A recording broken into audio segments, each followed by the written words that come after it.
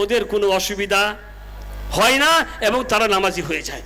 তো আমার বলার উদ্দেশ্য হচ্ছে যে আমরা যারা অভিভাবক এখানে আছি এবং যারা মায়েরাও এখানে রয়েছে, যে আপনারা এরকম একটা সুন্দর প্রতিষ্ঠানে যে আপনার ছেলে মেয়েদেরকে দিচ্ছেন, এই আশা করে যে ইনশা আল্লাহ তাআলা দিনই শিক্ষার সাথে সাথে তাদের দুনিয়ারও শিক্ষা হবে, দুটোই হবে।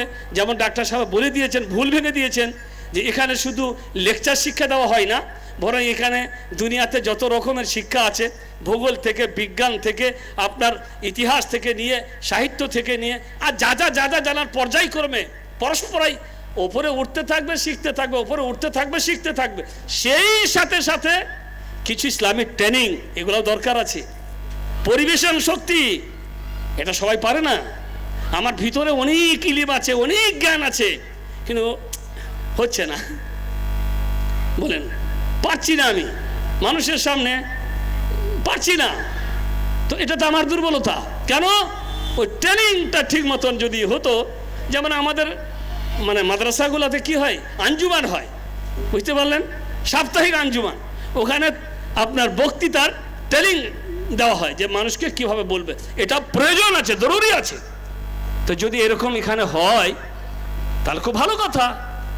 এরকম একটা মানে সিস্টেম, এরকম একটা দিক যদি থাকে তাহলে খুবই সুন্দর কথা।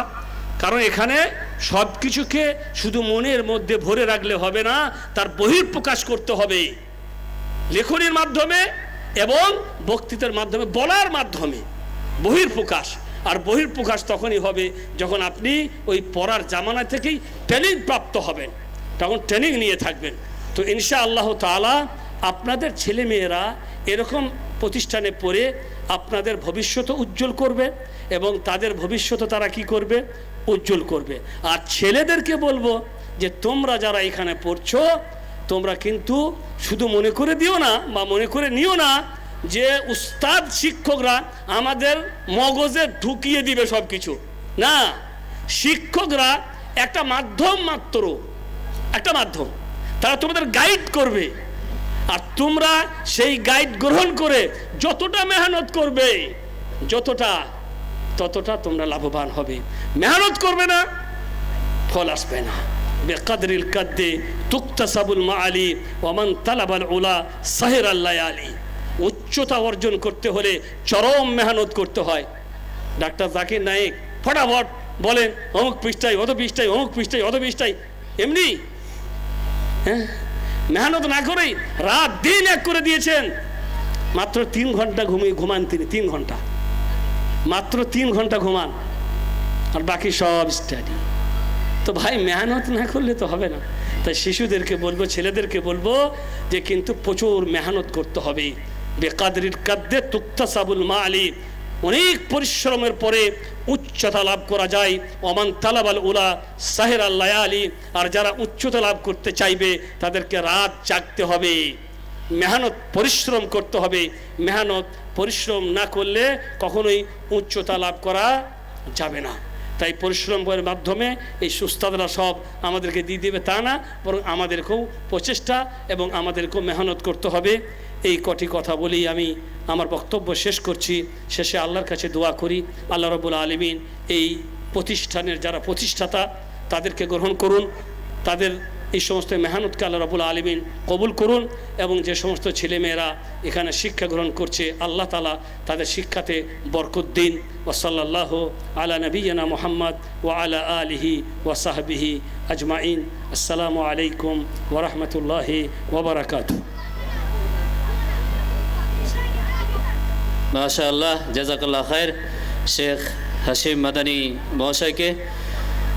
অনেক গুরুত্বপূর্ণ আলোচনা আমরা শোনার সুযোগ পেলাম। তিনি সুদূর সৌদি আরব থেকে এই বাড়িতে এসেছেন অল্প দিনের জন্য, এবং এই সুযোগে আমি তাকে আহ্বান করেছিলাম, তিনি আমাদের এই দাওয়াত কবুল করেছেন। আলহামদুলিল্লাহ সুম্মা আলহামদুলিল্লাহ। আমার এটা একটা অভ্যাস বলতে পারেন, আমি বড় লোভী এই দৃষ্টিতে যে বড় বড় ইসলামী স্কলার যারা বাইরে দেশে থাকে, দেশে আসে, যখনই খবর পায় আর তাদের পিছনে আমি লেগে যাই যে আসতে হবে, আর হঠাৎ করে ডেট করে ফেলি। তা আলহামদুলিল্লাহ যাদেরকে এখন পর্যন্ত বলেছি তারা সময় বের করেছেন উপস্থিত হয়েছেন সেনাউল্লাহ মাদানী সাহেব, আরও অনেক বড় বড় আগামীতেও যারা আমরা তাদেরকে এই স্টেজে পাই, আরও বড় বড় ইসলামী স্কলারদের আমরা মুখ থেকে কোরআন হাদিস শুনতে পাই। তো আমি রিকোয়েস্ট করব আমাদের ছাত্রছাত্রী যারা এখন স্টেজে পারফর্ম করবে ইংলিশ মিডিয়াম অলসো বাংলা মিডিয়ামের, তাদেরকে স্টেজে চলে আসতে আমি বলবো। আর আমরা স্টেজ ইনশাল্লাহ এখনই মানে ছেড়ে দেব, স্টেজ খালি করে দেব। তো এই জালসার যে সূচি, এই পর্ব আমরা এখানে শেষ করছি। আপনাদের আর মাত্র আধ ঘন্টা থেকে 35 মিনিট ওয়েট করতে বলবো। খুব সুন্দর একটা প্রোগ্রাম এখনই হবে, আপনারা দেখবেন ইনশাআল্লাহ। সেখানেও একটা দাওয়াতি কাজ হবে, সেখানে ইসলামের কাজ হবে, দাওয়াতমূলক কাজ হবে। তো এই জালসার এই পর্বে আপনাদের সকলকে আন্তরিক প্রীতি, শুভেচ্ছা, অভিনন্দন জানাচ্ছি।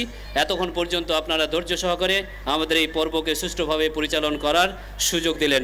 আর যাওয়ার সময় আপনারা অবশ্যই এই রিসেপশনে যোগাযোগ করবেন, সেখান থেকে আপনারা ফর্ম নিতে পারবেন এবং ইলেকট্রনিক মাধ্যমে আপনারা এই স্কুলের প্রচার করবেন ইনশাল্লাহ। শেখ হাসিম মাদানী সাহেব বললেন এটাও একটা সাদকায়ে জারিয়া হবে। আপনার মাধ্যমে যদি কোনো ছেলে মেয়ে এরকম প্রতিষ্ঠানে পড়ে শিক্ষা অর্জন করে সেই ইসলামেরও কাজ করে, তাহলে সেটাও আপনার কবর পর্যন্ত সাদকায়ে জারিয়া হবে। তো আমরা এই চেষ্টা, এই সুযোগ থেকে যাতে বঞ্চিত না হয়ে যায়, আমরা যাতে এই সুযোগটাকে গ্রহণ করি, আল্লাহ সুবহানাহু ওয়া তাআলার কাছে এই দোয়া করব। এবং সবশেষে আপনাদেরকে বিশেষভাবে দোয়া করতে অনুরোধ করব। আমার আব্বা স্টেজে আছে, খুব কষ্ট করে আজকে এসছে, মনের জোর আছে আল্লাহর রহমতে। হার্টের অপারেশন, মাথার একটু আজকে অসুবিধা ছিল, ডাক্তার দেখানো হয়েছে। তো স্পেশালভাবে আব্বা ঠিক থাকলে আমার 100% গতিবেগে আমি কাজ করতে পারি, আর আব্বার একটু আধটু শরীরের ইয়ে হয়ে গেলে আমার গতিটা কমে যায়। তো আল্লাহ যেন আব্বার হায়াত দারাজ করেন, সুস্থ রাখেন, এটা আপনার কাছে সবশেষে আমি দুয়ার দরখাস্ত করছি। আল্লাহ সুবহানাহু ওয়া তাআলা যেন আমাদের সকলকে আবার সুস্থভাবে বাড়ি পৌঁছে দেওয়ার ব্যবস্থা করেন, আমিন। ওয়া আখিরু দাওয়ানা আলহামদুলিল্লাহি রাব্বিল আলামিন। আসসালামু আলাইকুম ওয়া রাহমাতুল্লাহি ওয়া বারাকাতুহু। Please, audience,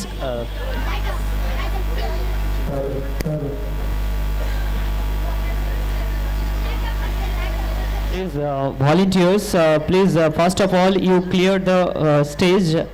Please, audience, come. There. तीन चेयर लगेगा, 3 चेयर रखना है सर, 3 चेयर रखना है, 3 चेयर नहीं और पूरा खाली।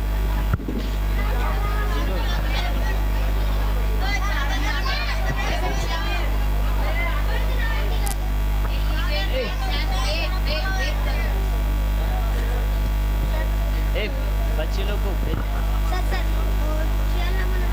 नमन है, जाओ chair Naman. Audience, please, volunteer, please come and clear the launch. There is going to perform